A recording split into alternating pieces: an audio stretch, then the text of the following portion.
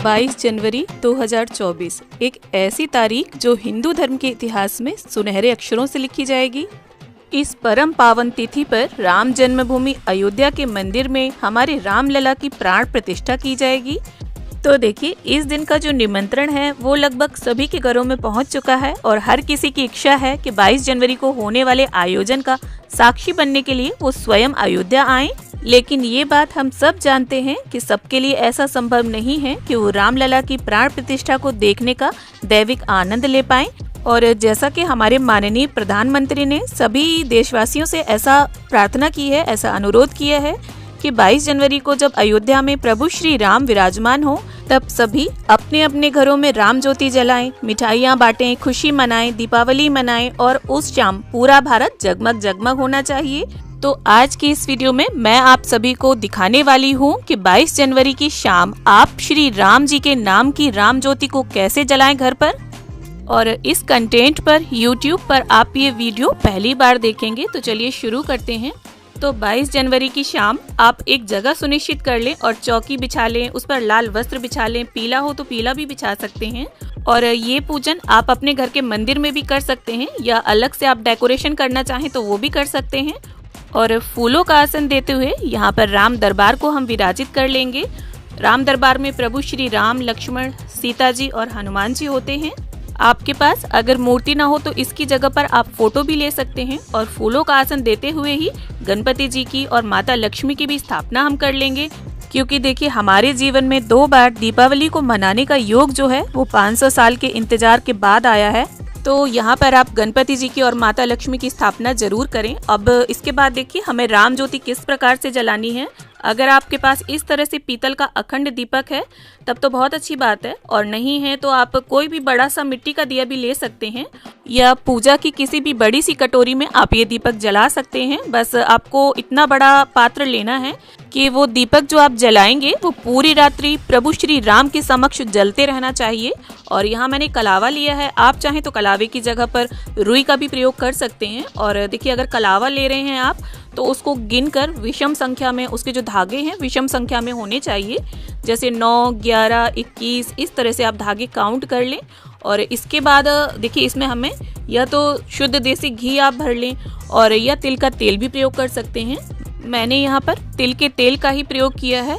और इस दीपक को आपको ऊपर तक भर लेना है और जब तक आप जागेंगे तब तक देखते रहें। उसमें अगर घी या तेल कम हो जाए तो वापस उसमें डाल दें।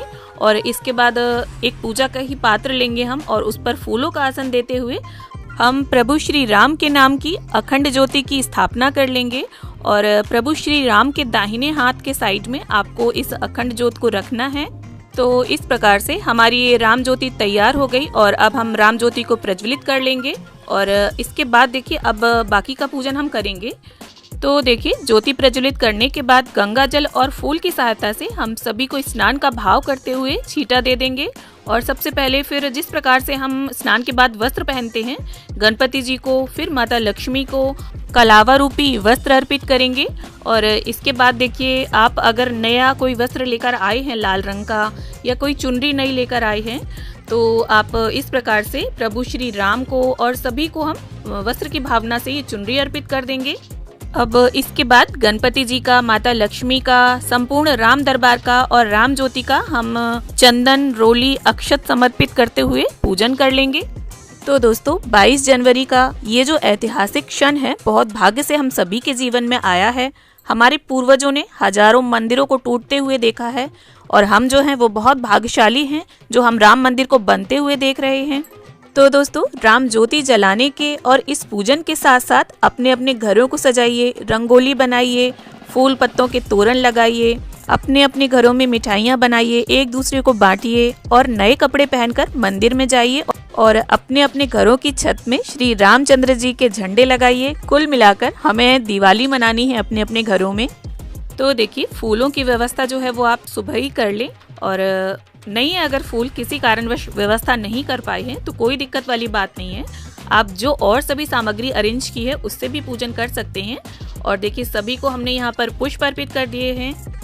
और इसके बाद देखिए जहाँ पर भी आप पूजन कर रहे हैं तो आपके पास ये जो पूजित अक्षत आए हैं अयोध्या से और निमंत्रण पत्रिका आई है, उस सभी सामान को भी आप यहीं चौकी पर रख लीजिए। और देखिए मेरे पास यहाँ पर ये पत्रिका आई है, पूजित अक्षत आए हैं, 2 दीपक आए हैं और एक कार्ड ऐसा है जिसमें श्री राम जन्मभूमि का जो मंदिर का विवरण है वो पूरा विवरण दिया हुआ है।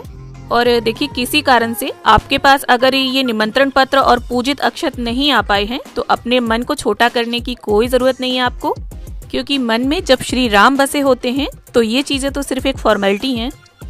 तो आप बिना मन को छोटा किए उसी मन से हर्षोल्लास के साथ प्रभु श्री राम की प्राण प्रतिष्ठा का सेलिब्रेशन करें। तो देखिए गणपति जी को हमने भोग अर्पित कर दिया है और अब सभी को हम भोग अर्पित कर देंगे। और गणपति जी के भोग में आप तुलसी दल ना डालें, बाकी जो भोग आप रखेंगे उस सभी में तुलसी दल अवश्य डाल दें, क्योंकि बिना तुलसी दल के प्रभु श्री राम और राम भक्त हनुमान जो हैं वो भोग को ग्रहण नहीं करेंगे। और भोग को रखने के बाद आप जल भी अवश्य रख दें, क्योंकि जिस प्रकार हम भोजन के बाद जल पीते हैं उसी प्रकार से आप जल भी जरूर रख दें। अब देखिए जल और भोग अर्पित करने के बाद आपको मिट्टी के 5, 9, 11, 21 जितनी आपकी इच्छा हो उतने दिए प्रज्वलित कर लेने हैं। और ये जो दिए प्रज्वलित करेंगे इनमें आप हो सके तो शुद्ध देसी घी ही डालें और इन दीपकों से हम सभी की प्रेम पूर्वक आरती उतार लेंगे।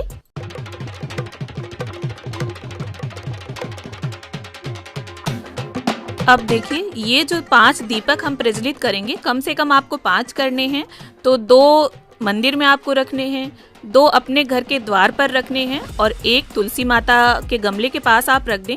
और इसके बाद गंगा जल और फूल की सहायता से इस प्रकार से 3 बार जल को फिराते हुए हम संपूर्ण पूजा का आचमन कर लेंगे।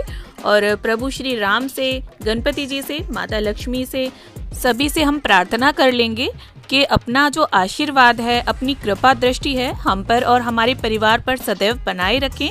और हमारे जीवन में ये जो ऐतिहासिक क्षण हमें प्राप्त हुआ है उसके लिए प्रभु का आभार व्यक्त कर लेंगे।